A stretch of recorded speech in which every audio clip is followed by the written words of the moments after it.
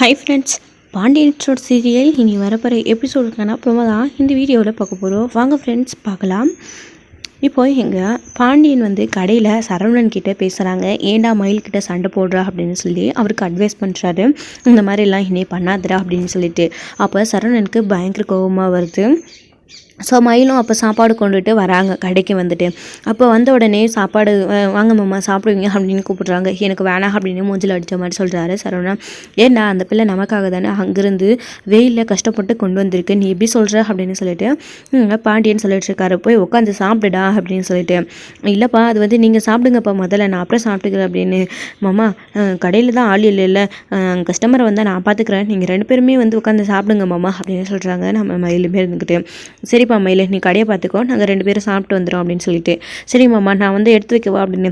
இருப்பா பரவாயில்லப்பா மயிலே, வீட்டில் தான் ஓடி ஓடி வேலை செய்கிறேன், எங்கேயாச்சும் அமைதியாக உட்காரப்பா போயிட்டு, நாங்களே பார்த்துக்குறோம் அப்படின்னு பாண்டியன்னு சொல்கிறாரு. அதுக்கப்புறம் சரவணனும் பாண்டியனும் போயிட்டு உள்ளே உட்காந்து சாப்பிட்டுட்டு வராங்க. ஸோ அதுக்கப்புறம் சாப்பிட்டுட்டு வந்ததுக்கப்புறமா அப்பா சரிப்பா நான் மயிலை கூட்டிகிட்டு போய் வீடு வரைக்கும் விட்டுட்டு வந்துடுறப்பா அப்படின்னு சொல்கிறாங்க. சரிடா பார்த்து விட்டுட்டு வாடா, கடையில் எதுவும் ஆள் இல்லை, எதுக்கு மயில் கஷ்டப்படணும், மழை வர மாதிரி இருக்குது, வீட்டுக்கு போகணும் அப்படின்னு சொல்லிட்டு பாண்டியன்னு சொல்கிறாங்க. அதுக்கப்புறம் தான் கூட்டிகிட்டு போய் சரவணன் விடுறதுக்காக கிளம்பி போகிறாரு. சரவணா நான் சொன்னதெல்லாம் ஞாபகம்டா அப்படின்னு சொல்கிறாங்க. சரிப்பா நான் பார்த்துக்கிறேன் அப்படின்னு சரவணன் அங்கே அப்படி சொல்லிட்டு மயிலை கூட்டிகிட்டு கிளம்புறாரு. ஸோ கூட்டிகிட்டு கிளம்பும்போது சரவணனுக்கு அவ்வளோ கோபமாக வருது. ஸோ அவ்வளோ ஆத்திரமாக வருது.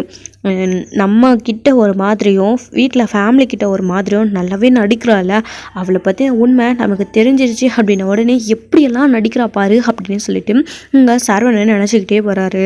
ஸோ அதுக்கப்புறம் வீட்டில் சரவணன் கூட்டிகிட்டு போய் மயிலை இறக்கி விடுறாங்க. நடி உள்ள அப்படின்னு சொல்லிட்டு. மாமா அப்படின்னு சொல்லிட்டு.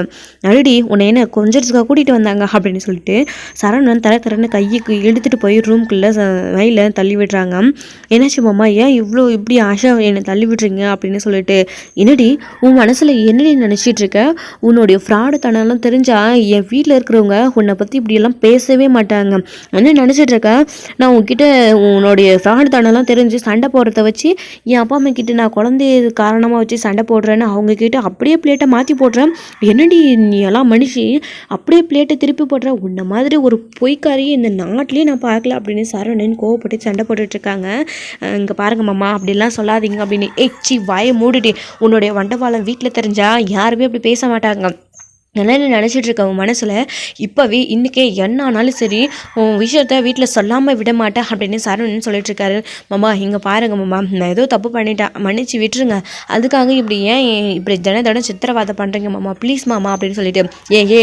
இந்த அழுது நாடகம் போட்டு சீன் போட்டான், இதுக்கெல்லாம் பயப்படுறவன் நான் கிடையாதுரி, உன்னை பற்றி வீட்டில் சொல்ல தான் போகிறேன் அப்படின்னு சொல்லிட்டு நம்ம சரவணன் சொல்லிட்டு இருக்காரு. மாமா இங்கே பாருங்க, நீங்கள் ரொம்ப பெரிய தப்பு பண்ணுறீங்க மாமா அப்படின்னு. என்னடி நான் என்னடி தப்பு பண்ணேன், பண்ணுற தப்பெல்லாம் நீயும் ஃபேமிலியும் எல்லாருமா சேர்ந்து பண்ணிவிட்டு கடைசியில் என் மேலே பிளேட்டு திருப்பி விடலான்னு பார்க்குறீங்களா, அதை நடக்கவே நடக்காதுரி, நீ நல்லவ நான் கேட்டவளா, பாரு என் அப்பா அம்மாவுக்கு இந்த விஷயம் தெரிஞ்சா இப்படியெல்லாம் அவங்க பேசவே மாட்டாங்க, அடுத்த நிமிஷமே உன்னை கழுத்து பிடிச்சி வீட்டை விட்டு வெளியில் தள்ளிடுவாங்க. இங்கே பாரு அவங்க ஏதோ நீ போய் சொல்லிட்டேன் குழந்தை விஷயத்தில், நான் அதுக்கு உங்ககிட்ட சண்டை போடுறேன், அவங்க எடுத்து கூட பேச மாட்டேன்டா அப்படின்னு பேசுகிறாங்க, நீ இவ்வளோ பெரிய ஃப்ராடுத்தனம் நிறைய பண்ணியிருக்க அப்படின்னு தெரிஞ்சால் என் வீட்டில் என்ன உன்னை பாராட்டி சீராட்டி அப்படியே மாமா மருமகளே அப்படின்னு கூப்பிடுவாங்களா. பாருடி இந்த மாதிரியெல்லாம் இனி ட்ராமா பண்ணிகிட்ருக்காத, என்கிட்ட அந்த பருப்பு வேகாது அப்படின்னு சரவணன் கோவப்பட்டு பயங்கரமாக சண்டை போட்டுட்டு இருக்கும்போது நம்ம கோமதி பார்த்திங்க அப்படின்னா துணி காய போட்டுட்டு எடுத்துகிட்டு வராங்க. ஸோ அப்போ சத்தம் கேட்டதும் இவங்க எப்போ வந்தாங்க அப்படின்னு சொல்லிட்டு சரவணா அப்படின்னு கூப்பிடுறாங்க. உடனே மயில் இருந்துக்கிட்டு இதாண்டா சாக்கு அப்படின்னு குடுகுடுன்னு ஓடி கதவை திறந்து அதை அப்படின்னு சொல்லிட்டு பயங்கரமாக அழுக ஆரம்பிச்சிடுறாங்க. என்னம்மா என்ன சத்தம் இவ்வளோ வெளியில் வரைக்கும் கேட்குது, நீங்கள் 2 பேரும் பேசுகிறது, என்னடா சரவணா அப்படின்னு சொல்லிட்டு அத்தை அப்படின்னு பயங்கரமாக அழுக ஆரம்பிச்சிடுறாங்க. என்னடா இவகிட்ட சண்டை போட்டிய திரும்பவும் உங்ககிட்ட எத்தனை தடவை படித்து சொல்கிறது, அதையும் மீறி இப்படி அவகிட்ட சண்டை போட்டுட்டு இருக்க அப்படின்னு சொல்லிட்டு. என்னம்மா அடிச்சிட்டானா அப்படின்னு. அத்தை இவங்க பேசுகிற வார்த்தையை என்னால் தினம் கேட்க முடியல அத்தை. என்னை பேசாமல் கூட்டிகிட்டு போய் எங்கள் அம்மா வீட்டிலே விட்டுரு சொல்லுங்க அத்தை. எதுக்கு நான் இப்படி எங்ககிட்ட சண்டை போட்டுட்டு ஒவ்வொரு வார்த்தையும் முள்ளாம் கிழிக்கிறாங்க. நான் உங்ககிட்ட பேசினேன்ல, நீங்கள் அதை சொல்லி அவர்கிட்ட கோவப்பட்டுட்டீங்க அப்படின்னு அவர் என்ன திரும்பவும் என்கிட்ட கோவப்பட்டு சண்டை போடுறாரு அப்படின்னு சொல்லிட்டு எங்கள் மயில் வந்து பார்த்திங்க அப்படின்னா அழுத நாடகம் ஆடுறாங்க. இது எல்லாத்தையும் பார்த்து சரவணனுக்கு அப்படியே ஆத்திரமாக வருது, கோவமாக வருது. இதுக்கு மேலேயும் வீட்டில் விஷயத்த சொல்லாமல் இருக்கணுமா அப்படின்னு நினைக்கிறாரு. சொல்லிடலாம் அப்படின்னு நினச்சி சரண் வெளியில் வர்றாரு. அம்மா இவ சொல்கிறதெல்லாம் நம்பாதீங்கம்மா, அப்படியே அழுது நாடகம் ஆடுறாமா, எல்லாமே பொய் அப்படின்னு சொல்லிட்டு, போதும் நிறுத்துடா, என்னடா இவ்வளோ தூரம் அந்த பொண்ணு அழுதுகிட்டு இருக்கு, என்னமோ பொய் நாடகம் பண்ணுறா அப்படின்னு சொல்லிட்டு இருக்கா அப்படின்னு சொல்லிட்டு நம்ம கோமதி சரவணன்கிட்ட கோவப்பட்டு சண்டை போட்டுட்ருக்காங்க. அம்மா என்னம்மா நீ அப்படின்னு சொல்லிட்டு, நீ அமைதியாருடா அப்படின்னு சொல்லிட்டு, எப்படியெல்லாம் நாடகம் ஆடுறா பாரு, அப்படியே என் மேலே பிள்ளைகிட்ட திருப்பி விட்டுட்டாலும் இவளை என்ன பண்ணுறது அப்படின்னு சரவணனுக்கு அப்படியே ஆத்திரமாக இருக்குது. அப்படியே மறைச்சு பார்க்குறாரு. அத்தை பாருங்க எப்படி முறைக்கிறாரு அப்படின்னு சொல்லிட்டு மயில் வந்து உடனே கோமதி கிட்ட சொல்கிறாங்க, இல்லைடா இது சரிப்பட்டு வராது, இப்போவே இரு உன் அப்பாவுக்கு ஃபோன் பண்ணி நான் விஷயத்த சொல்கிறேன், இதில் இன்னைக்கு 2ல் 1 முடிவு தெரிஞ்சே ஆகணும் அப்படின்னு சொல்லிட்டு கோமதி வந்து பார்த்திங்க அப்படின்னா பாண்டியனுக்கு உடனே ஃபோன் பண்ணுறாங்க. அப்போது பாண்டியன் ஃபோன் எடுக்கிறாரு. அம்மா வேண்டாம்மா சொன்னால் கேளுமா, அப்பாவுக்கு எதுக்குமா டிஸ்டர்ப் பண்ணுற அப்படின்னு. நீ விட்டுட்டு போனால் இப்படியே சண்டை போட்டுகிட்டே தான் இருப்பேன், இதுக்கு இன்னைக்கு ஒரு முடிவு கட்டணும் அப்படின்னு சொல்லிட்டு, ஏங்க உடனே கிளம்பி வீட்டுக்கு வாங்க அப்படின்னு சொல்லிட்டு, என்னடி அவ அப்படின்னு, கடையில் ஆள் இல்லடி அப்படின்னு, கடையை இன்றைக்கி ஒரு நாளைக்கு இழுத்து மூடிட்டு வாங்க, வீட்டில் எவ்வளோ பேர் பஞ்சாயத்து நடந்துட்டுருக்கு, இதை விட கடை வியாபாரம் தான் முக்கியமாக அப்படின்னு சொல்லிட்டு இங்கே கோமதி கூப்பிட்றாங்க. அப்போ பாண்டியன் வந்துட்டு ஃபோனை கட் பண்ணதுக்கப்புறமா, நமக்கு எது அப்படியே ஒருத்தன் வேணும்னே கடையை ஆரம்பிச்சிருக்கிறான், நம்ம கூடவே இருந்து இவ்வளோ நாளாக நம்ம கடையை மூடிட்டு போனால் கஸ்டமர் எல்லாம் அங்கே போவாங்கன்னு இவளுக்கு தெரியாத இவையர் அப்படியே கடுப்பேற்றுறாங்க அப்படின்னு சொல்லிட்டு பாண்டியன் வேகமாக வந்து பார்த்திங்க அப்படின்னா வீட்டுக்கு வராங்க. என்னடி இவ நிம்மதியாக கடையில் இருக்கவே விட மாட்டியா, என்ன ஆச்சரியம் அப்படின்னு சொல்லிட்டு, அப்பா வந்துட்டுருக்காரு அப்படின்னு கோமதி பேசிகிட்டு இருக்கும்போது பாண்டியன் வராரு. வாங்க இங்கே நியாயத்தை கேட்கலாம் அப்படின்னு சொல்லிட்டு, என்னடி நியாயம் என்ன ஆச்சரியம் அப்படின்னு, இங்கே பாருங்கள் மயில்கிட்ட இவன் எப்படி சண்டை போட்டுட்ருக்கான், இந்த பிள்ளை அப்படியே அழுது அப்படின்னு சொல்லிட்டு, என்னடா சரவணா உங்களுக்கு பிரச்சனை, இப்போ தானடா நான் கடையில் சொல்லி அனுப்பிச்சேன், மயிலை வீட்டில் விட்டுட்டு வரேன் தானே வந்தேன், இங்கே வந்து என்னடா சண்டை போட்டுட்ருக்கா அப்படின்னு சொல்லிட்டு மயில் அழுதுகிட்டே இருக்காங்க. என்னப்பா ஆச்சு மயில் அப்படின்னு சொல்லிட்டு இங்கே பாண்டியனும் வந்து பார்த்திங்க அப்படின்னா கேட்டுட்ருக்காங்க. நம்ம சரவணனை வந்துட்டு அப்போ மயிலை கேட்கும்போது மயில் வந்துட்டு இதுதான் மாமா கூட்டிகிட்டு வந்ததுக்கப்புறமா நான் உங்ககிட்ட சொன்னதுக்காக என்கிட்ட சண்டை போடுறாரு அப்படின்னு சொல்லிட்டு மயில் சொல்கிறாரு. என்னடா உனக்கு எத்தனை தடவை சொல்கிறது அப்படின்னு பாண்டியனும் கோமதியும் பேசிகிட்டு இருக்கும்போது ராஜி கதிர் ட்ராவல்ஸ்லேருந்து வீட்டுக்கு வராங்க. அரசியுமே காலேஜ் முடிச்சுட்டு வீட்டுக்கு வராங்க.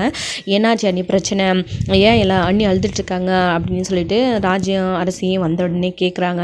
என்னென்ன ஆச்சு அப்படின்னு சொல்லிட்டு, கதிரை நீ ஏதாச்சும் அண்ணனுக்கு சொல்லக்கூடாதுடா, குழந்தை விஷயத்தில் ஏதோ போய் சொல்லிட்டா, அதுக்காக இவன் தினம் மயில் கிட்ட சண்டை போட்டுகிட்டே இருக்காடா, பாருடா மயில் அம்மா வீட்டுக்கு போகிறான் அப்படின்னு அழுதுகிட்டு நிற்கிறான், இவன் கிட்ட யாராச்சும் எடுத்து சொல்லக்கூடாதா அப்படின்னு சொல்லிட்டு, யாராச்சும் என் பக்கத்தில் இருக்கிற நியாயத்தை கேளுங்களடா அப்படின்னு சரவணன் சொல்லிட்டு இருக்காரு. ஆனால் ஏதோ வேணா இருக்கட்டுண்ணா, அண்ணி ஏதோ தெரியாமல் போய் சொல்லிட்டாங்க, அதுக்கு ஏன் அண்ணி எப்படி சித்திரபாதை பண்ணுறா, எனக்கு அப்போவே தெரியும்ண்ணா, நீங்கள் 2 பேரும் கோபமாக இருக்கும்போதே ஒருத்தருக்கு ஒருத்தர் பேசிக்காமல் இருக்கும்போதே நான் நினச்சேன் ஏதோ பிரச்சனைன்னு, அதுக்காக தான் ராஜியை விட்டு நான் கேட்க சொன்னேன். ராஜி அப்படி கேட்கும்போது தான் அம்மா கிட்ட விஷயத்த சொல்லியிருக்காங்க அண்ணி. அதுக்கப்புறம் தான் வந்து அண்ணியும் அம்மா வீட்டில் இருக்கவங்க எல்லாரும் உன்னை என்ன ஏதுன்னு கேட்டுக்கிட்டு இருக்காங்க. அண்ணியா ஒன்றும் விஷயத்தை யாருக்கிட்டையும் சொல்லலைன்னு, நீ எதுக்கு நான் அன்னிக்கிட்ட இப்போ கோவப்பட்டு சண்டை போட்டுட்ருக்க அப்படின்னு சொல்லிட்டு, இல்லைடா கதிர் நான் சொல்கிறத கொஞ்சம் நீயாச்சும் புரிஞ்சுக்கூடா, அப்போ பண்ணியிருக்கிற ஃப்ராடத்தனை தெரிஞ்சால் நீங்களாம் இப்படி பண்ணால் பேச மாட்டேங்கடா, அவள் எவ்வளோ பெரிய தப்பு பண்ணியிருக்கா, அதெல்லாம் விட்டுட்டு ஏன்டா என் மேலே மட்டும் கோவப்படுறீங்க அப்படின்னு சொல்லிட்டு இங்கே சரவணன் சொல்லிட்டுருக்காரு. அப்போது என்னடா என்ன பெரிய நியாயம் கோவம் தப்பு அப்படின்னு பேசிகிட்டு இருக்கேன், அங்கே பாரு வர கோவத்தில் நான் என்ன பண்ணுவேன்னு தெரியாது, நீ ஒருத்தன் தான் உருப்படியாக இருக்க நினச்சா நீயும் என்கிட்ட அப்படி பண்ணுற அப்படின்னு. ஆமாம் அப்போ நான் என்னம்மா பண்ணேன் அப்படின்னு கதிர் வேறு நடுவில், அமைதியாருடா நீ ஒரு பக்கம் அப்படின்னு சொல்லிட்டு, பாருடா மயில் இப்படியெல்லாம் கஷ்டப்படுத்தாதரா அப்படின்னு.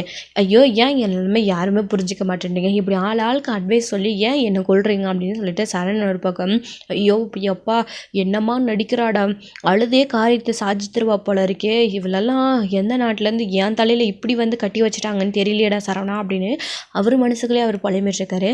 என்னடா சரவணா கேள்வி கேட்டு இருக்கிறது காதல இல்லையா, உன் பாட்டுக்கு நீ அமைதியாகவே இருக்க அப்படின்னு பாண்டியன். அப்பா அது வந்து அப்படின்னு சொல்லிட்டு சரவணன் ஒரு மயில் பற்றின விஷயத்த வீட்டில் சொல்கிறதுக்கு கொஞ்சம் கூட யாருமே இடம் கொடுக்கவே மாட்டேன்றாங்க. ஆளுக்கு மாற்றி மாற்றி சரவணன் வாயை அடைச்சிக்கிட்டு இப்படி இரு அப்படி இருன்னு அட்வைஸ் பண்ணிட்டு பேசிகிட்டே இருக்காங்களே தவிர விஷயத்த சொல்லவே விட மாட்டேன்றாங்க.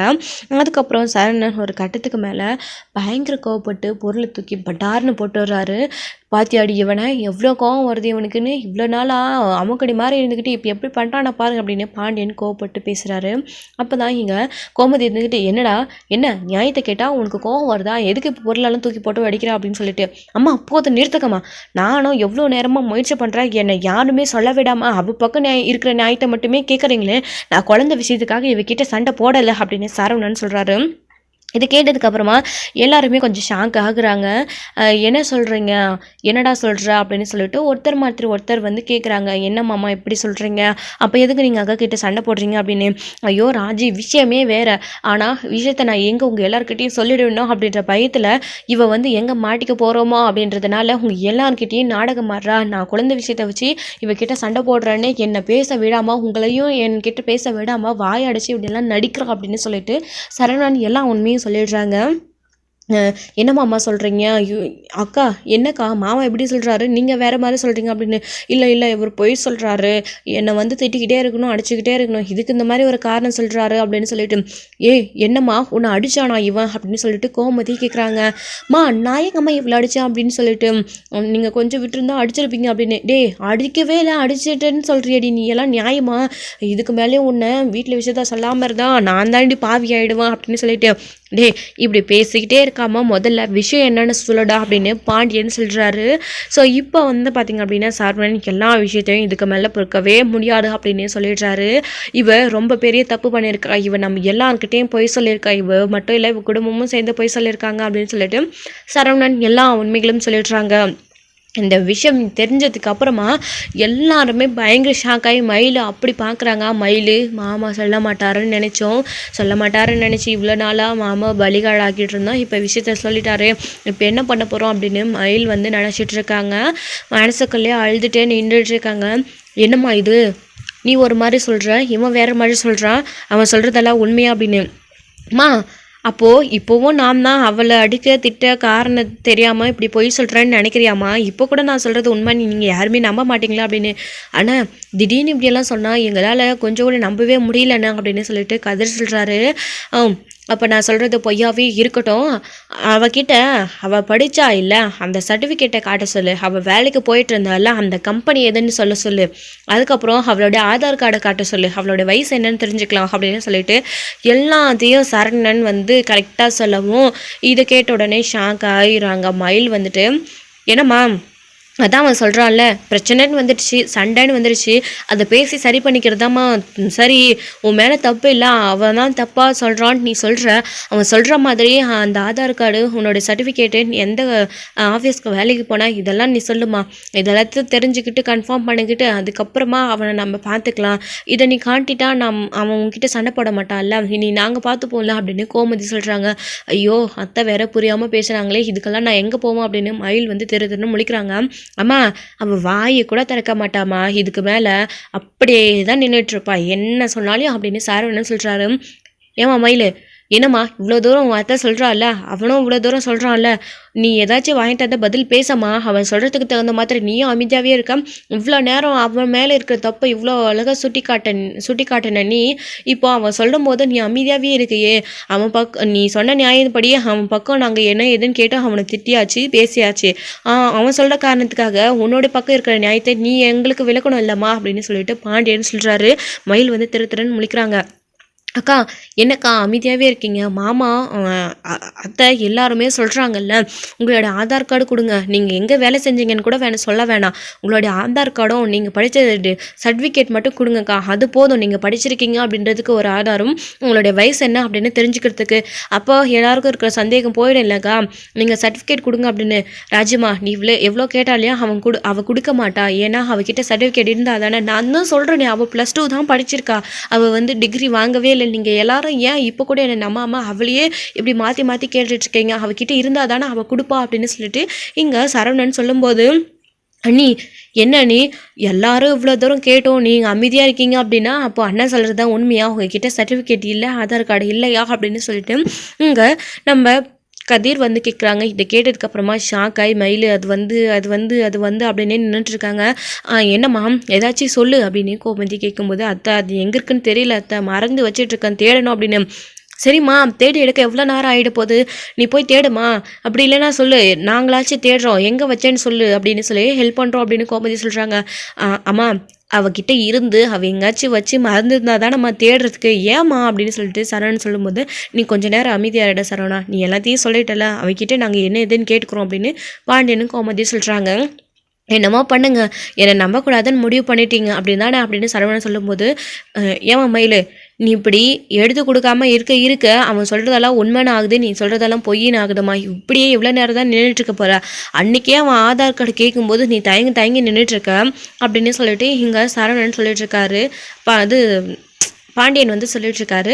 அப்போது சரவணன் வந்துட்டு, அப்பா அன்றைக்கி அவள் ஆதார் கார்டை என்கிட்ட பொழுது வெடிஞ்சு கூட தேடி கொடுக்கலப்பா, அவளுடைய அப்பா கிட்ட நான் ஆதார் கார்டு வாங்கினேன், அது இன்னமும் என்கிட்ட தான்ப்பா இருக்குது, அவள் கொடுக்கல என்ன நான் கொடுக்குறேன், நீங்கள் பாருங்கப்பா அப்படின்னு சரவணன் அதை எடுத்து காட்டுறாரு.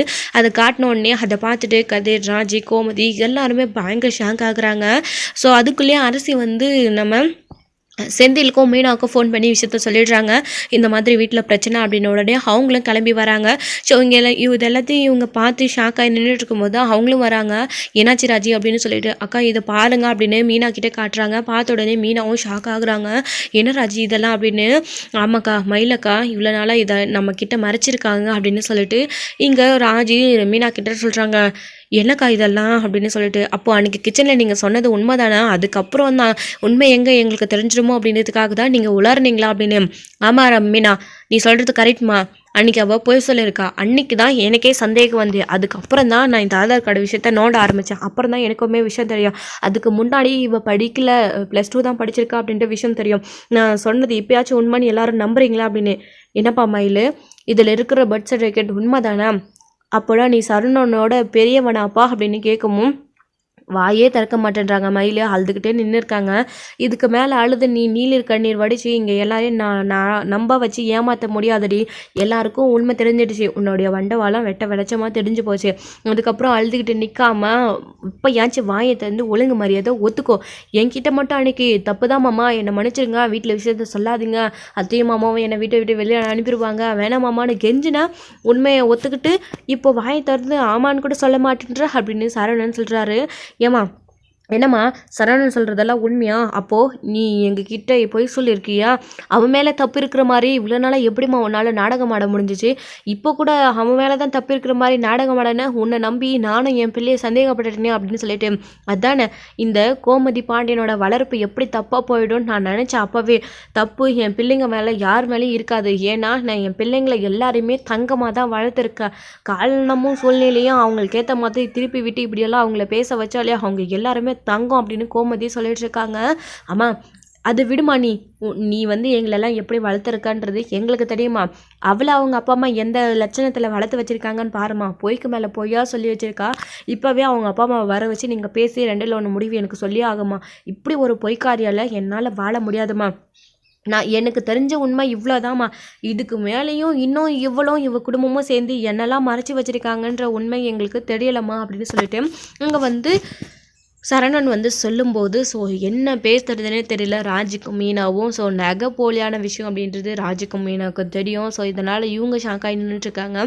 என்னக்கா இது ஒன்று தான் வந்து அக்கா மறைச்சிருக்காங்க அப்படின்னு பார்த்தா ஏதோ கஷ்ட சூழ்நிலையால் மறைச்சி கல்யாணம் பண்ணி வச்சுட்டாங்க, நம்ம அமைதியாக இருந்தால் இவ்வளோ விஷயத்தையும் மயிலாக்கா வீட்டிலேருந்து மறைச்சிருக்காங்க, அப்போ இந்த நடந்த கல்யாணமே தாலி கட்டினதை தவிர மற்ற எல்லாத்துமே பொய்யாக்கா அப்படின்னு சொல்லிட்டு ராஜி வந்து மீனா கிட்ட குசுன்னு பேசிகிட்டு இருக்காங்க.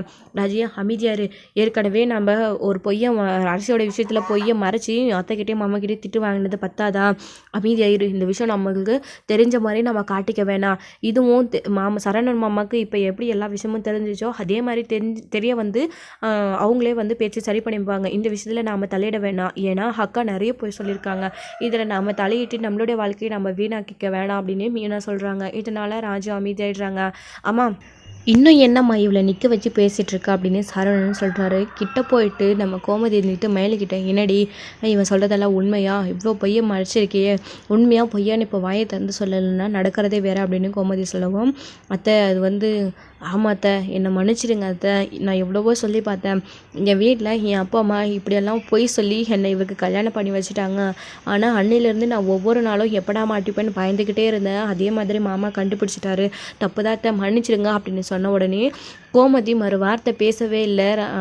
ஆமாம் அப்படின்னு சொன்ன அடுத்த நிமிஷமே பலார்னு ஓங்கி அரைஞ்சிடுறாங்க.